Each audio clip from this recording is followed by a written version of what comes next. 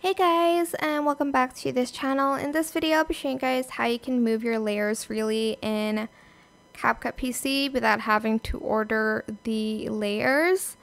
So for instance, I have these video here and I want to move this one on top, but as you can see this one will stay on top because I did place it last.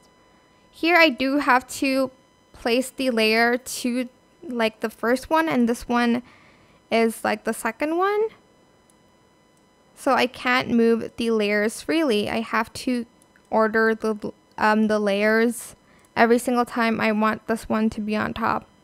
So to do that, you're just going to not select anything, go to modify and enable free layer and press save.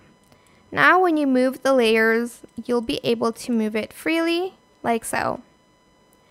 And if you want to do this to all of your projects, just go to the menu, go to settings, go to edit and enable free layer so that you won't have to order layers ever again in CapCut. That is it, super simple. Make sure you press that save button though. I hope this tutorial was helpful for you guys. Don't forget to like, comment, share, and also subscribe to this channel if you haven't done that already.